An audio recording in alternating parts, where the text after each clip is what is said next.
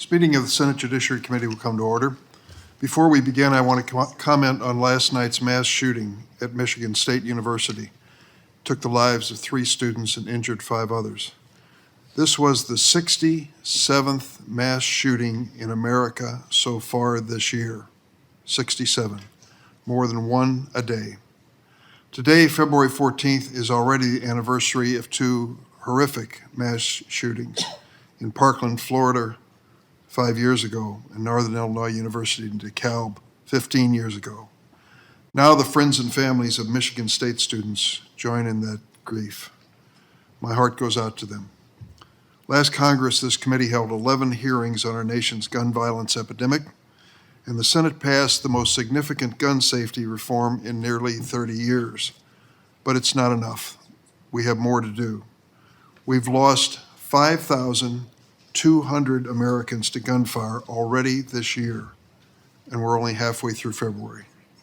We were able to come together on a bipartisan basis last year to close gaps in our law to help reduce shootings. We need to continue the efforts in this committee and this Congress, and I'll work to do so. We owe that to the families and communities who have lost so much. Today, the Senate Judiciary Committee will focus on an issue that impacts every family, keeping our kids safe in the internet age. This little device here is an amazing source of information and communication, but it also has some properties, which we'll discuss today, that are not obvious as you glance at it. Why is it that children who can't really walk on their own, maybe not even talk yet, can operate one of these, can punch the screen to move things? There is a captivation that's taking place there in the minds of young people that continues. It is addictive, we know that, and we also know that it's threatening, and we're going to hear some stories today, tales of terrible results of communication through this device. The online world offers tremendous opportunities and benefits, but it's a serious risk and danger to our kids. In almost every aspect of the real world, child safety is a top priority. We lock the door and teach our kids not to talk to strangers. But in the virtual world, criminals and bullies don't need to pick a lock or wait outside the playground to hurt our kids. They only have to lurk in the shadows online of Facebook and Snapchat. In those shadows, they can bully, intimidate, addict, or sexually exploit our kids right in our own homes. I'd like to turn to a brief video at this point about the risks our children face. A new report points to teens' use of social media and smartphones as a potential cause of mental distress. The American Academy of Pediatrics and the American Academy of Child and Adolescent Psychiatry declared a national mental health emergency. This is a phenomenon that we haven't seen before. In 5th grade, literally every single one of my classmates had a phone at that time. Right. YouTube. Like, I couldn't live without it. Social media is its own world. Increasingly, we're leaving a trail of digital crumbs as we go through life because the internet's becoming the basis for social discourse, for commerce, for healthcare, for entertainment. Mr. Zuckerberg, would you be comfortable sharing with us the name of the hotel you stayed in last night? No. I think that may be what this is all about. Any society that fails to protect its children has lost their way. We are the Phoenix 11. Sexually abused as children, reduced to child sex abuse images, and stripped of our dignity and humanity. We are survivors of sexual torture, child rape, erotic photo pedophile shoots, sleepovers, elementary school sex shows, streaming BDSM, and twisted sexual desires, whose digital images were trafficked worldwide. Hear our voice, see our strength, answer our call. We will not be stopped. We will not be silent.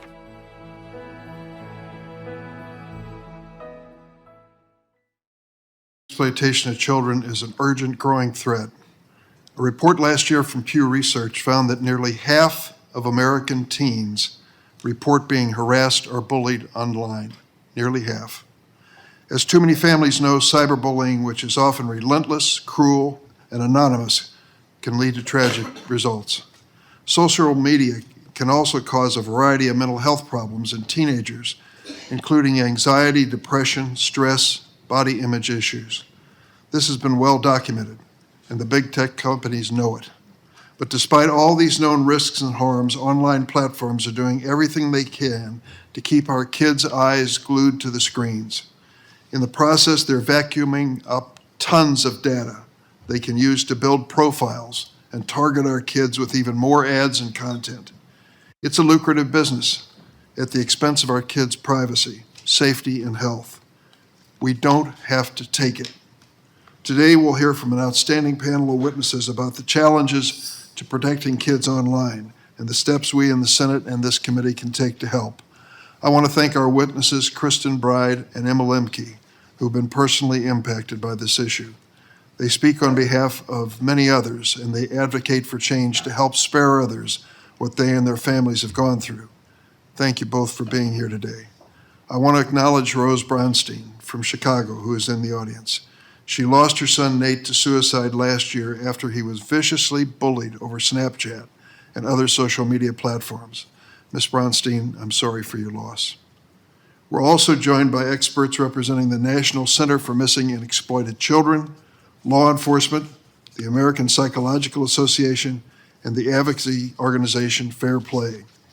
The big tech platforms are not here today, but don't worry, they'll have their chance.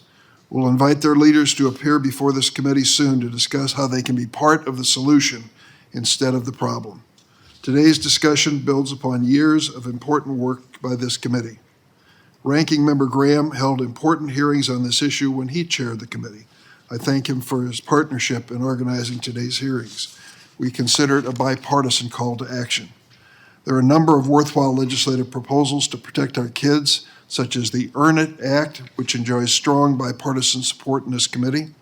Additionally, for months I've been working on a comprehensive bill to close the gaps in the law and crack down on the proliferation of child sex abuse material online, the Stop CSAM Act. Today I'll be releasing a discussion draft of this legislation, and I hope to move forward with it soon. I also want to acknowledge, she's here now, both senators are here now, Senators Blumenthal and Blackburn of this committee, who've been leaders on this issue in another committee, the Commerce Committee, for a long time. I look forward to hearing our witnesses' ideas for reform, and I hope they can provide the basis for advancing legislation. Like we do in the real world, we need to protect our kids in the virtual world. This is not a partisan issue. It's an issue that keeps parents and children up at night. It deserves the attention of this committee and this Congress, and it deserves action. I now turn to the ranking member, Senator Graham.